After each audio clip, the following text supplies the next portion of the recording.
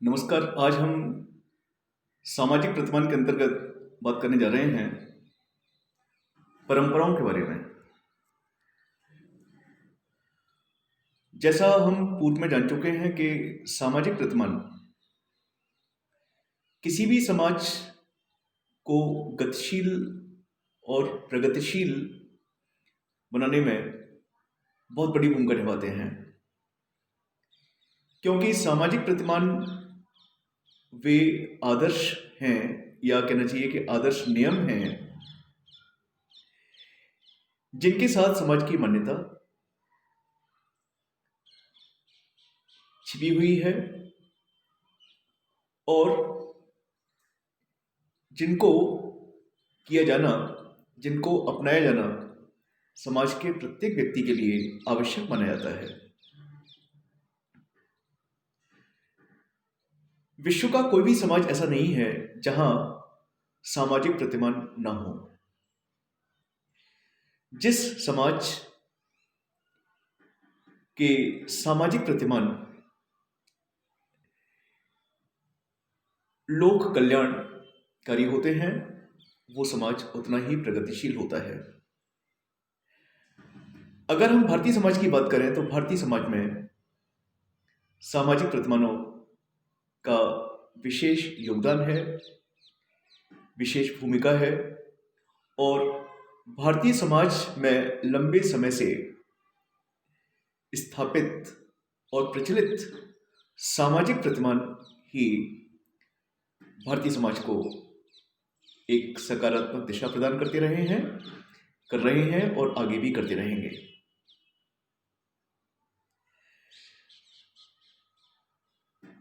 सामाजिक प्रतिमान के प्रमुख प्रकार जिनका उल्लेख विभिन्न लेखकों ने अपनी पुस्तकों में किया है, वे हैं जनरीतियां अर्थात फोकवेज, रूढ़ियां, मोर्स, प्रथाएं, कस्टम्स, परंपराएं, ट्रेडिशंस। जनरीतियां किसी भी समाज में किसी समय विशेष के अंतर्गत प्रचलित लोगों के कार्य करने की और व्यवहार करने की वो रीतियां हैं, वो तरीके हैं जो या जिनको समाज के अधिकांश लोगों के द्वारा स्वीकार किया जाता है, अपनाया जाता है, और जिनके आधार पर विभिन्न प्रकार की क्रियाएं की जाती हैं। रूढ़ियां जनरीतियों का ही एक सुधरा हुआ रूप है।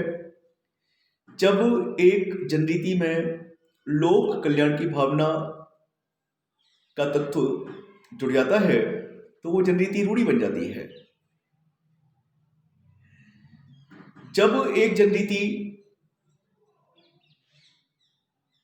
आगे चलकर रूढ़ी का रूप धारण करती है, अर्थात लोक कल्याण के लिए आवश्यक मान ली जाती है, और जब उसका निरंतर पीढ़ी दर पीढ़ी हस्तांतरण होता रहता है तो वही जनरीति प्रथा बन जाती है। तो संक्षेप में हम कह सकते हैं कि जनरीति, रूढ़ी और प्रथा तीनों ही एक जैसी हैं, लेकिन इनमें कुछ अंतर है। प्रारंभ में प्रथा भी जनरीति होती है, प्रारंभ में रूढ़ी भी जनरीति होती है।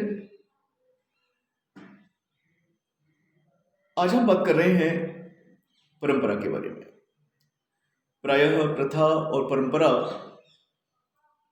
को एक ही अर्थ में प्रयोग किया जाता रहा है, या कहना चाहिए कि जो समाजशास्त्र के विद्यार्थी नहीं हैं वे लोग प्रथा और परंपरा में किसी भी प्रकार का कोई भी अंतर नहीं करते, जबकि ऐसा नहीं है। प्रथा अलग होती है और परंपरा अलग होती है।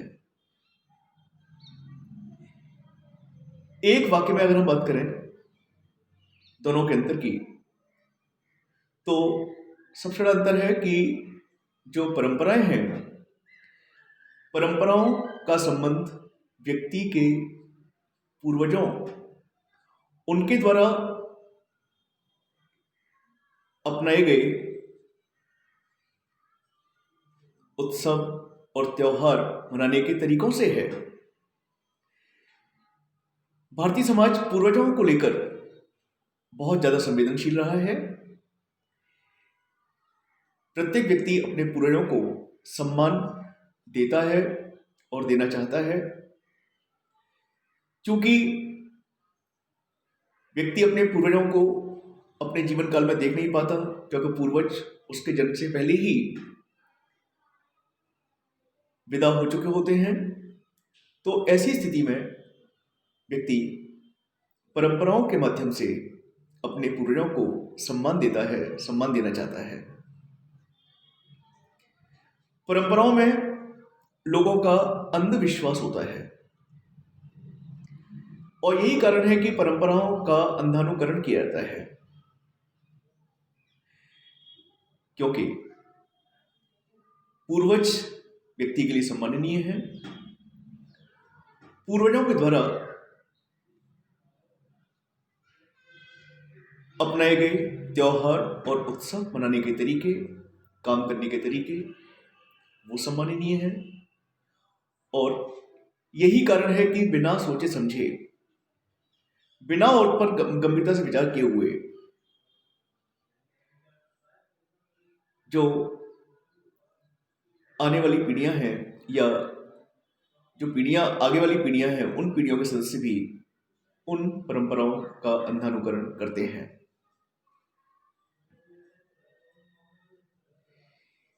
ये सच है कि सभी परंपराएं अच्छी नहीं होती।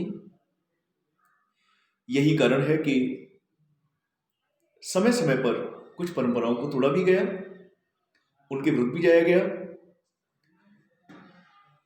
लेकिन यह सच है कि अधिकांश परंपराएं व्यक्ति के व्यक्तित्व के विकास में, व्यक्ति को उसकी संस्कृति से जोड़ने में, व्यक्ति को समाज से जोड़ने में, सांस्कृतिक मूल्यों से जोड़ने में, नैतिकता से जोड़ने में बहुत सहायक सिद्ध हुई हैं।